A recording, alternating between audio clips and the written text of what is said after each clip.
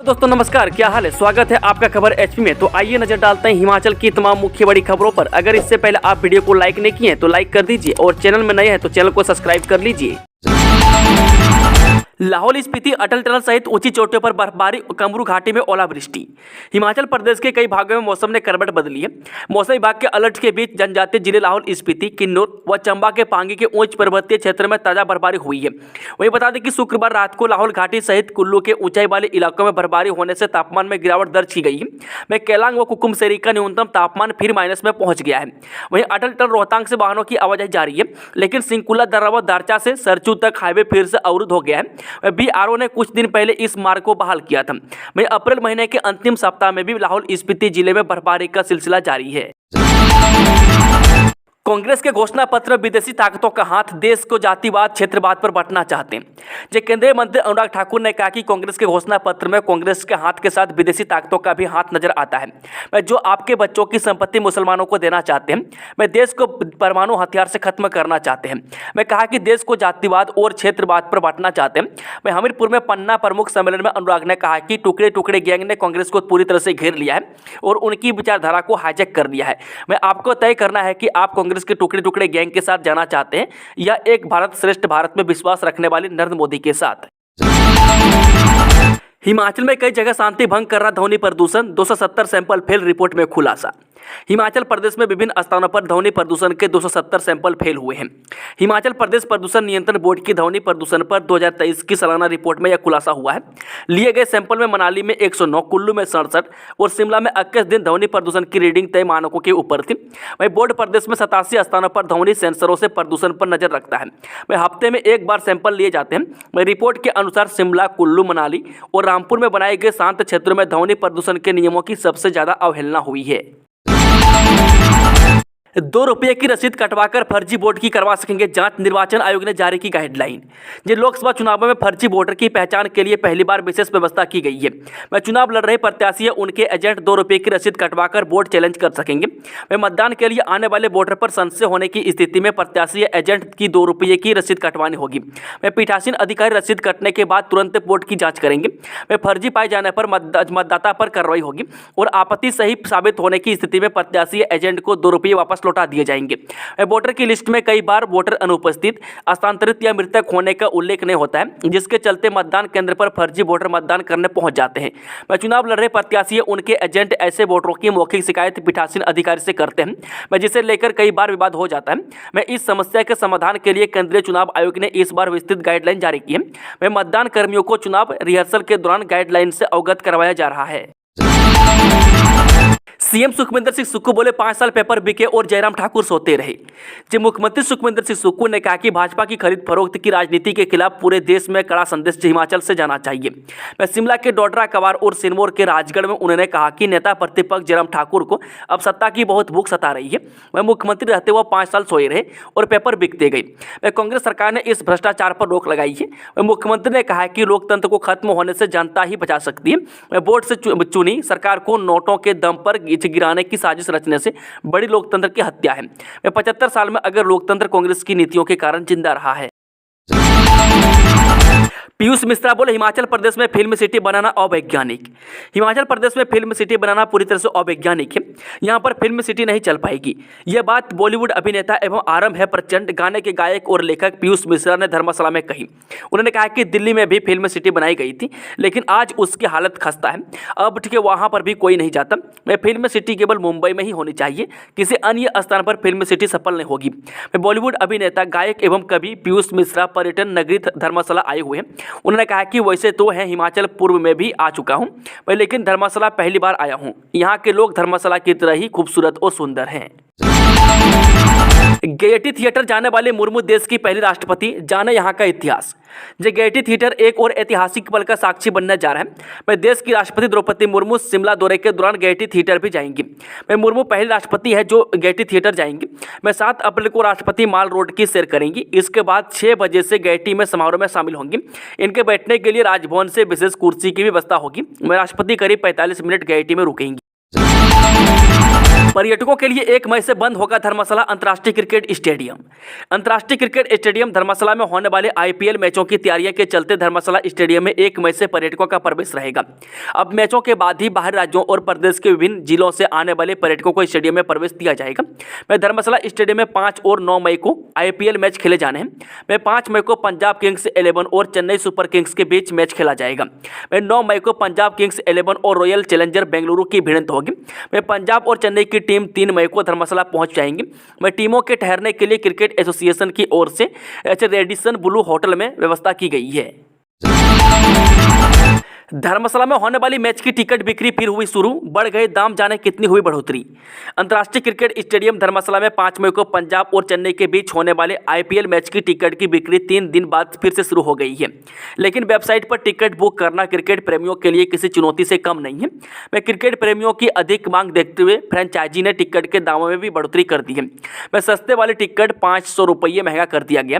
वह मंगलवार शाम को पेटीएम इनसाइडर पर शाम 6 बजे पंजाब और चेन्नई के बीच की टिकट बिक्री शुरू हुई थी। मैं केवल 7500 रुपये वाला टिकट ही बेचा जा रहा था। वहीं आधे घंटे बाद ही बिक्री बंद कर दी गई थी। हिमाचल के कई भागों में 4 दिनों तक मौसम खराब रहने के आसार। ऊना में अधिकतम तापमान 40 डिग्री पहुंचा। हिमाचल प्रदेश के कई भागों में आगामी 4 दिनों तक मौसम खराब बना रहने की संभावना है। पश्चिमी विक्षोभ की सक्रियता से मौसम में यह बदलाव आने की संभावना है। मौसम विज्ञान केंद्र शिमला के अनुसार राज्य के मैदानी, मध्य व उच्च पर्वतीय कई भागों में 26 से 30 अप्रैल तक बारिश की संभावना है। कुछ स्थानों पर अंधड़ चलने व ओलावृष्टि का येलो अलर्ट जारी किया गया है। इस दौरान चोटियों पर हल्की बर्फबारी हो सकती है। संस्थान बंद होने पर क्यों चुप बैठे रहे विक्रमादित्य? जयराम ने कांग्रेस प्रत्याशी पर दागे सवाल। जयराम ठाकुर ने कांग्रेस प्रत्याशी विक्रमादित्य सिंह पर निशाना साधा है। उन्होंने कहा कि केंद्र ने दिल खोलकर मदद की, लेकिन कांग्रेस के नेता एक सुर में यही कहते रहे कि केंद्र सरकार ने कोई मदद नहीं की। वे आपदा में जो राहत कार्य हुए वह केंद्र सरकार की मदद से संभव हुए हैं। वे कांग्रेस को सिर्फ चुनावों के समय वोट के लिए माताओं बहनों का ख्याल आता है। बिगड़े शहजादों के गिरोह को हिमाचल की जनता सिखाएगी सबक। कंगना का विक्रमादित्य सिंह पर पलटवार। हिमाचल प्रदेश के मंडी से बीजेपी प्रत्याशी कंगना रनौत और कांग्रेस प्रत्याशी विक्रमादित्य सिंह के बीच आरोप प्रत्यारोप का दौर जारी है। वह कंगना ने विक्रमादित्य सिंह पर वार करते हुए कहा कि महलों में रहने वाला शहजादा जनता का दुख दर्द नहीं जानता है। वह देवभूमि की बेटियों का अपमान करने वाले को जनता कभी माफ नहीं करेगी। बिकाऊ राजनीति से बीजेपी ने हिमाचल की संस्कृति को किया कलंकित। उप मुख्य सचेतक केवल सिंह पठानिया ने कहा कि आने वाले चुनावों में हिमाचल प्रदेश के मतदाता खरीद फरोख्त की राजनीति को कुठारा जवाब देंगे। उन्होंने कहा कि भाजपा ने एक चुनी हुई सरकार को धन बल से गिराने की साजिश रची है, जो कि दुर्भाग्यपूर्ण है। उन्होंने कहा कि जनता भाजपा को हिमाचल प्रदेश की संस्कृति को कलंकित करने के कुकृत्य को कभी माफ नहीं करेगी। उन्होंने कहा कि हिमाचल प्रदेश की 4 लोकसभा सीटों और 6 विधानसभा सीटों पर हो रहे उपचुनावों में कांग्रेस पार्टी भारी मतों से विजय हासिल करेगी। वह केवल सिंह पठानिया ने कहा कि मुख्यमंत्री सुखविंदर सिंह सुक्खू एक आम परिवार से निकलकर कड़ी मेहनत के बाद मुख्यमंत्री की कुर्सी तक पहुंचे हैं, इसलिए वे जन समस्याओं से भलीभांति परिचित हैं। उनके नेतृत्व में वर्तमान राज्य सरकार ने जन कल्याण के लिए अनेकों योजनाएं तैयार की हैं और उन्हें धरातल पर उतारा। वह मुख्यमंत्री की शपथ लेने के बाद सुखविंदर सिंह सुक्खू सीधे बालिका आश्रम गए और उनकी मुश्किलों को समझने हुए अनाथ बच्चों के लिए मुख्यमंत्री सुख आश्रय योजना शुरू की। उन्होंने कहा कि वर्तमान प्रदेश सरकार ने देश के इतिहास में पहली बार अनाथ बच्चों के लिए कानून बनाकर उन्हें चिल्ड्रन ऑफ द स्टेट के रूप में अपनाया है। आचार संहिता में पकड़ी 29 लाख रुपये नकदी। हिमाचल प्रदेश में चुनावों के मद्देनजर पुलिस विभाग ने निष्पक्ष और सुरक्षित चुनावी प्रक्रिया सुनिश्चित करने, कानून एवं व्यवस्था बनाए रखने के प्रयास तेज कर दिए हैं। वह प्रदेश में आचार संहिता लागू होने के बाद पुलिस ने विभिन्न जगहों पर नाकाबंदी के दौरान अब तक 29,18,000 की नकदी बरामद की है। इसके अलावा पुलिस ने प्रदेश भर में 3,71,00,000 रुपये की नशे की खेप पकड़ी है, जिसमें पुलिस ने प्रदेश भर में 2,36,85,701 रुपये की कीमत के नशीले पदार्थ और 1,34,20,912 रुपये की कीमत की शराब की खेप पकड़ी है। लोकसभा चुनावों को लेकर प्रदेश की अंतर्राज्यीय सीमाओं सहित पूरे प्रदेश में सुरक्षा व्यवस्था कड़ी कर दी है। प्रदेश के सीमावर्ती जिलों में आने जाने की वाहनों की तलाशी के बाद ही वाहनों को प्रवेश दिया जा रहा है। डीजीपी संजय कुंडू ने बताया कि प्रदेश में आचार संहिता लागू होने के पश्चात 26 अप्रैल 2024 तक एनडीपीएस एक्ट के तहत 279 मामले दर्ज किए गए हैं। पीएम मातृ वंदना योजना के नाम पर ठगी। जो साइबर ठग प्रधानमंत्री मातृ वंदना योजना के नाम पर लोगों को झांसे में फंसाकर ठग रहे हैं। वह प्रधानमंत्री मातृ वंदना योजना महिला एवं बाल विकास मंत्रालय द्वारा चलाई जा रही है। वह योजना के तहत मातृत्व का वितरण लाभार्थियों को सीधे उनके बैंक खातों में प्रत्यक्ष लाभ अंतरण के माध्यम से किया जाता है। इस योजना के नाम पर लाभार्थियों को भुगतान के संबंध में राज्य के विभिन्न जिलों में धोखाधड़ी की कॉल आ रही है। वह कॉल करने वाले साइबर ठग खुद को आमतौर पर महिला और बाल विकास विभाग या स्वास्थ्य और परिवार कल्याण विभाग का अधिकारी होने का दिखावा करते हैं। वह साइबर ठग प्रधानमंत्री मातृत्व वंदना योजना के लाभार्थियों किसी तरह झांसे में फंसाकर ठग रहे हैं। वह साइबर ठग अधिकतर ग्रामीण क्षेत्रों में की महिलाओं को प्रधानमंत्री मातृत्व वंदना योजना के नाम पर धोखाधड़ी कर रहे हैं। एनएसएस कैंप खेल प्रतियोगिता में नहीं लगेगी ड्यूटी। जब प्रदेश के सरकारी स्कूल में कार्यरत अध्यापकों को एनएसएस कैंप खेल प्रतियोगिताओं एवं अन्य विभिन्न प्रकार की गतिविधियों में अनावश्यक रूप में नियुक्त किया जा रहा है। इसके कारण छात्रों की पढ़ाई में बाधा उत्पन्न हो रही है। वह छात्रों का पाठ्यक्रम समय पर पूरा नहीं हो पाता है। ऐसे में शिक्षा विभाग ने अब इस मामले में संज्ञान लिया है। वह इसमें निर्देश दिए हैं कि अपने अधीनस्थ सभी राजकीय पाठशालाओं के प्रधानाचार्य मुख्य अध्यापकों को विभिन्न प्रकार की गतिविधियों जिसमें खेल प्रतियोगिताओं और खेल गतिविधियों में अध्यापकों को अनावश्यक कार्य के लिए नियुक्त न किया जाए, ताकि छात्रों की पढ़ाई में कोई बाधा उत्पन्न न हो और पाठ्यक्रम समय पर पूरा किया जा सके। मैं तुरंत प्रभाव से इन आदेशों को लागू करने के निर्देश जारी किए गए हैं। मैं गौर रहे कि हिमाचल के स्कूलों में नया शैक्षणिक सत्र शुरू हो चुका है।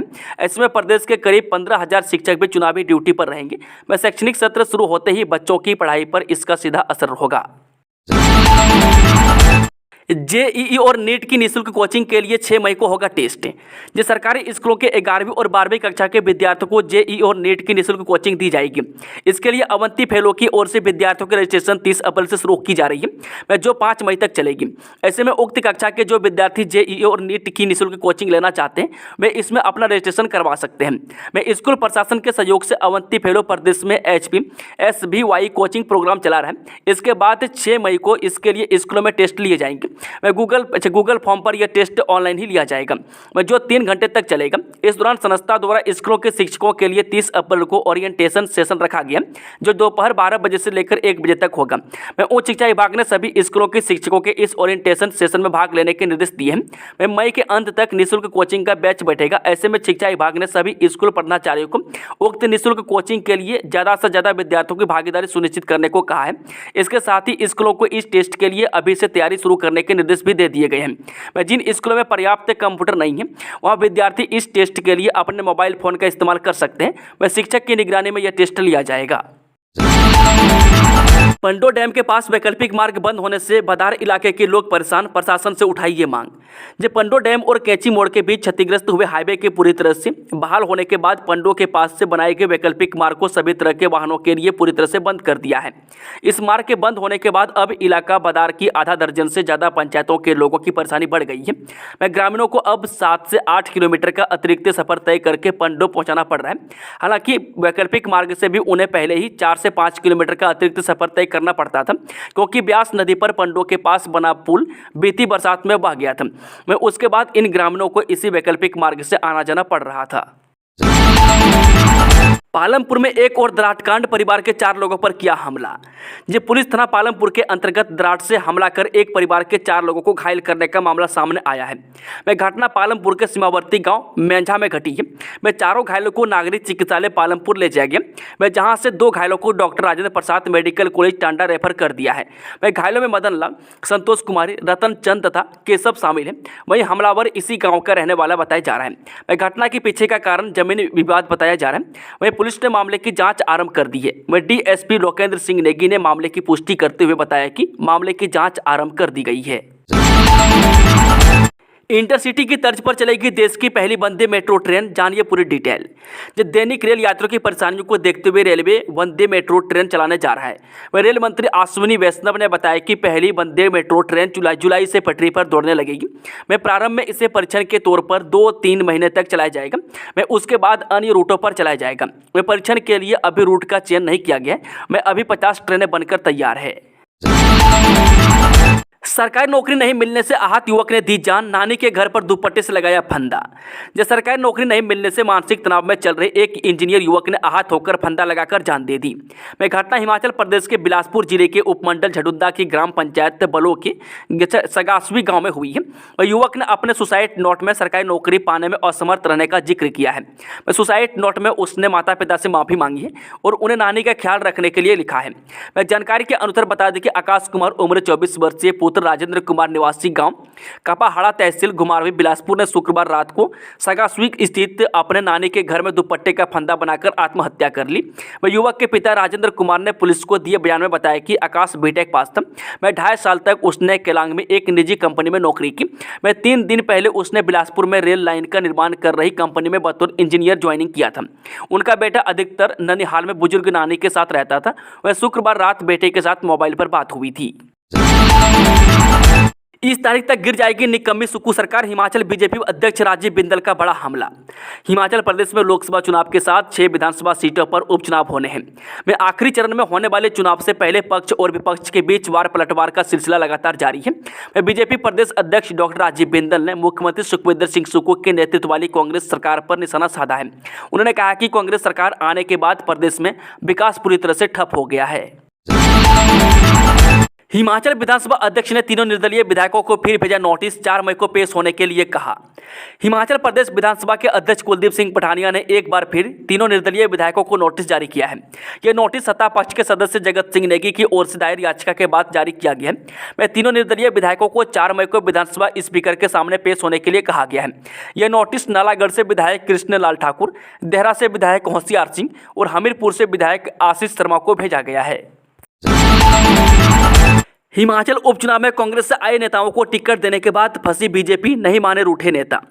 हिमाचल प्रदेश में 7वें और आखिरी चरण में लोकसभा के चुनाव होने हैं। यहां 4 लोकसभा सीट के साथ 6 विधानसभा क्षेत्र में भी उपचुनाव होना है। वह भारतीय जनता पार्टी ने कांग्रेस से आए उन सभी पूर्व विधायकों को उपचुनाव में प्रत्याशी बनाया है जिन्होंने अब राज्यसभा चुनाव में सत्ता में बैठी कांग्रेस का खेल बिगाड़ने का काम किया था। वह कांग्रेस से आए विधायकों और पूर्व विधायकों को टिकट दिए जाने के बाद से बीजेपी के अपने नेता नाराज चल रहे हैं। दुष्ट कांग्रेसी पूछते हैं मंडी की लड़कियों का भाव, आपदा में मिली राहत भी खा गई सुक्खू सरकार, कंगना का आरोप। जो आगामी लोकसभा चुनाव के लिए मंडी से बीजेपी प्रत्याशी कंगना रनौत इन दिनों चुनाव प्रचार में जुटी है। वह जगह जगह जनसभाओं को संबोधित कर रही है और कार्यकर्ताओं से मुलाकात कर रही है। इस दौरान वे कांग्रेस पर लगातार हमले बोल रही है। इसी कड़ी में वो मंडी जिले के डेहर में आयोजित पन्ना प्रमुख सम्मेलन में पहुंची थी, जहां उन्होंने कांग्रेस पर जमकर निशाना साधा। वे पिछले साल हिमाचल में आई प्राकृतिक आपदा भी इस बार मंडी लोकसभा चुनाव में मुद्दा बन रही है। कांग्रेस नेता पूछ रहे हैं कि आपदा के वक्त कंगना रनौत कहां गई थी और उन्होंने आपदा के दौरान मंडी या हिमाचल के लोगों के लिए क्या किया। वहीं कंगना रनौत भी कांग्रेस पर पलटवार करने से नहीं चूक रही है। वहीं कंगना ने डेहर के पन्ना प्रमुख सम्मेलन में कहा कि कांग्रेस का मतलब है कि घोटाला और आपदा में केंद्र सरकार से मिले 1800 करोड़ रुपये हिमाचल की सरकार निगल गई है। 10वीं के फर्जी दस्तावेज से 3 साल तक करता रहा नंबरदार की नौकरी, FIR दर्ज। जिस शिमला की सुन्नी पुलिस ने फर्जी दस्तावेज से नंबरदार की नौकरी हासिल करने का एक मामला पकड़ा है। इस सिलसिले में एक युवक के खिलाफ धोखाधड़ी का मामला दर्ज किया गया। में आरोपित शेर सिंह पुत्र धनीराम तहसील सुन्नी शिमला के देवला गांव का रहने वाला है। वह मामले के अनुसार आरोपित NIOS से 10वीं के फर्जी प्रमाण पत्र से नंबरदार के पद पर लगा 2 और 3 साल तक नौकरी करता रहा।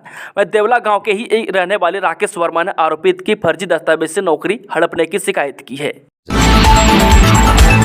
प्रदेश में चिट्टा माफिया पर बड़ी कार्रवाई। जिस शिमला पुलिस की चिट्टा तस्करों पर ताबड़तोड़ छापेमारी जारी है। वह शिमला पुलिस ने 2 अलग अलग मामलों में चिट्टे के साथ एक अंतर्राज्यीय तस्कर समेत 2 आरोपियों को गिरफ्तार किया है। वह पुलिस ने 2 मामले में 120 ग्राम से अधिक चिट्टा बरामद किया है। वह पुलिस पता लगा रही है कि आरोपी चिट्टा कहां से लेकर आए और कहां सप्लाई करने जा रहे थे। वह प्रदेश में आचार संहिता लागू होने के पश्चात अब तक NDPS एक्ट के तहत शिमला पुलिस ने NDPS के 38 से अधिक मामले दर्ज किए हैं। वह NDPS के इन मामलों में पुलिस ने नशे की खेप के साथ 73 से अधिक आरोपियों को गिरफ्तार किया है। मैं जानकारी के अनुसार बता दें कि SHO कुमार सेन किरण कुमार ने पुलिस टीम के साथ ने लुहरी के पास NH पर कानी नाला के पास नाकाबंदी के दौरान एक कार को रोककर चेक करने पर कार से 111 ग्राम चिट्टा बरामद किया है। डेटिंग ऐप पर पार्टनर बनाने से रहें सतर्क। जो डिजिटल टेक्नोलॉजी ने हर काम को बेहद आसान बना दिया है। अब लोग अपने पार्टनर की तलाश करने के लिए डिजिटल माध्यम यानी डेटिंग ऐप का इस्तेमाल कर रहे हैं। मैं आपको ऐसे बहुत से कपल मिल जाएंगे जिन्होंने अपने पार्टनर को डेटिंग ऐप्स के माध्यम से ढूंढा है, लेकिन डेटिंग ऐप के अनुभव सबके लिए सही हो ऐसा संभव नहीं है। मैं बहुत से लोग डेटिंग ऐप पर साइबर ठगी का शिकार भी हो रहे हैं। मैं साइबर पुलिस ने युवाओं का सतर्क रहने की हिदायत दी है। मैं आज इंटरनेट पर 100 से अधिक डेटिंग ऐप्स हैं जहाँ पर लड़के और लड़कियों को अपने पार्टनर की तलाश रहती है।